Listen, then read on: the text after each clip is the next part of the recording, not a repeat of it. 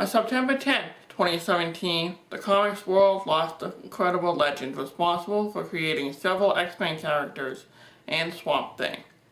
His name was Len Wein. Len was born June 12, 1948, and early in his life he showed a great interest in the world of comics. His father brought him comics to read while he was in the hospital, and had been hooked ever since. By the time he was in the 8th grade, he showed such an aptitude for art that his teacher at the time suggested that Wein should work in the comic business. When he was a teenager, he and fellow future comic legend Marv Wolfman would take regular tours of the DC Comics offices, and eventually he showed his story ideas to the staff. On the creative side of things, Len always saw himself more as an artist than a writer. Eventually he and Wolfman were hired by DC, and his first professional comic story was Eye of the Beholder in December 1968's Teen Titans number 18.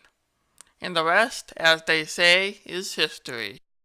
His art helped to inspire legions of comic creators thanks to his work on books such as Teen Titans, Justice League, Amazing Spider-Man, and The Incredible Hulk. He even worked with comic greats like Roy Thomas, Jerry Conway, George Perez, Kurt Busiek, and Steve Englehart, to name a few. Len even saw potential in British writer Alan Moore, since he did a fantastic job on the book 2000 AD, and had him write a few issues of Swamp Thing. From there, I think Moore did alright for himself. I don't know how many people have read this book. I mean, it's not like it's required reading for comic nerds and fans of superhero deconstruction stories. Who am I kidding? Read Watchmen. It's amazing. Later in his career, Wein even had the opportunity to work with Wolfman on a screenplay for Gene Pool for the production company Hellkon. In the 90s, he did story editing and writing for several animated series you might have heard of, including X-Men, Spider-Man, and Batman the Animated Series. If you grew up watching any of those shows like I did, you can thank him for many, many childhood memories. By the late 2000s, he returned to DC Comics and collaborated on the event known as DC Retroactive, which was this nostalgic trip down memory lane for DC Comics. He worked on Before Watchmen, which, as you can imagine, got mixed reviews. By mixed, I mean tomatoes were thrown at anyone praising the comic since it messed with the holy grail that is Watchmen. Over the course of his life, he won many awards, from the Shazam Award for Best Writer to being inducted into the Will Eisner Comic Book Hall of Fame in 2008. He even pulled himself back up when he lost his memories in a house fire in 2009. His wife, Christine Valdata, appeared on Jeopardy and won enough money to replace the items he lost. That's love right there. By 2015, Len had to undergo open-heart surgery and tragically passed away 2 years later, leaving an incredible legacy behind him. Since Len co-created so many great characters in his life, I thought it would be a good idea to talk about two of them, one from Marvel and the other from DC. Seems only fair.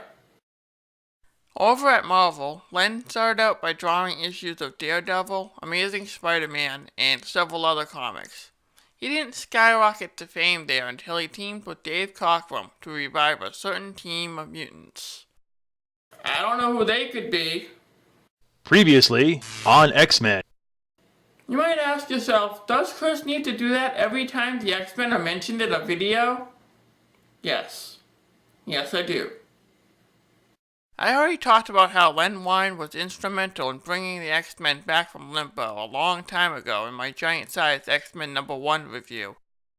In case you missed it, I talked about how he and Dave Cockrum gave us Storm, Mistress of the Elements, the Russian Colossus, and of course everyone's favorite mutant, Nightcrawler. Andy may have helped to co-create this guy. I don't know who he is. I don't know. Yellow spandex? Well, whatever. Who is this guy? Cockrum and Wein's work on giant-sized X-Men #1 brought the mutants back from obscurity. Not long after the book was released, Marvel gave the team the go-ahead to bring back the X-Men. However, a new writer would end up taking the helm.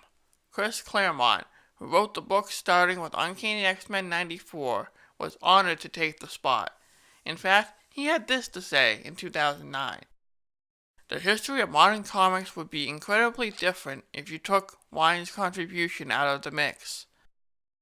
The fact that he doesn't get credit for it half the time is disgraceful.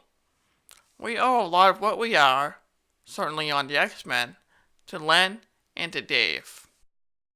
Pretty high praise coming from a guy who defined the X-Men for a good 15, almost 20 years, and made the X-Men into one of Marvel's biggest franchises.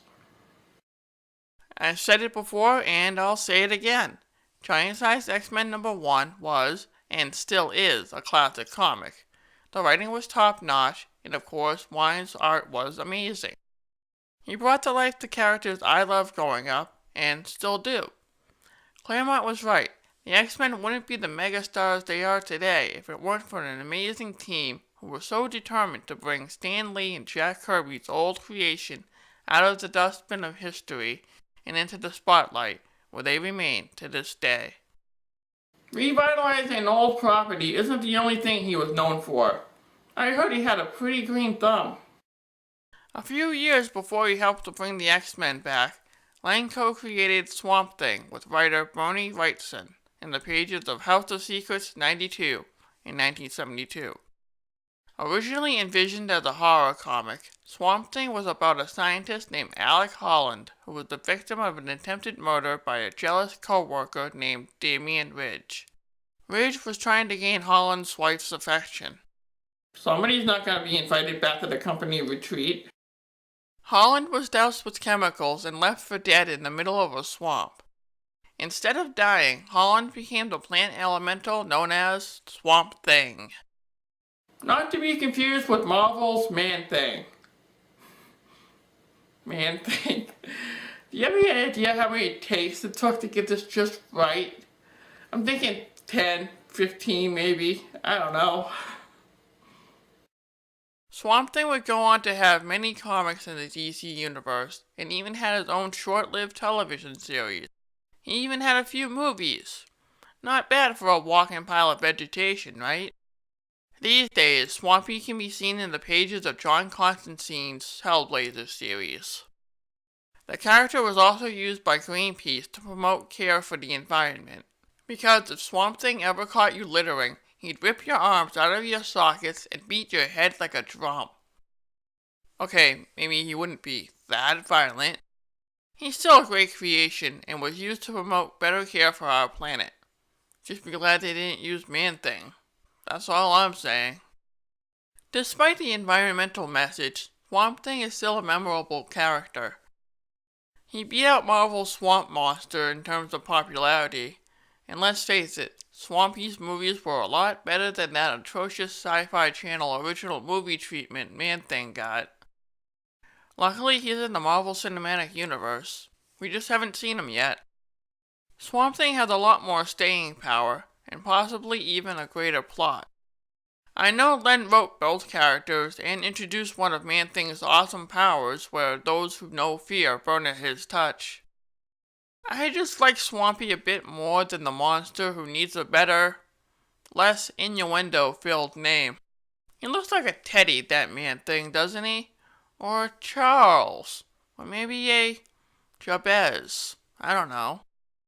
Either way, I do like the message of the story. We do need to take care of our world, or else Swamp Thing will beat us up. Between Swamp Thing and several X-Men characters, Wein helped to co-create several characters. Some of them include Red Star, the Teen Titans, the Human Target, the Canadian Mutant Wolverine, and many more. Did you really think I'd forget Wolverine?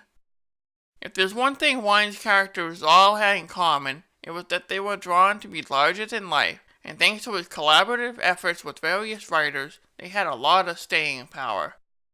His art and stories also helped to inspire legions of comic fans who eventually found their way into the business, much like he did. Len will always be remembered as a visionary in the industry. His creations live on today, and in a sense, he isn't really gone. Like I said, He lives on in many memorable characters, and for that, we should salute him and his great work. Thank you for giving us legions of amazing characters on the comic page and amazing stories on the small screen, Mr. Wein. You will never be forgotten. Rest in peace, Len, and thanks for giving the world so much. See you in the funny pages.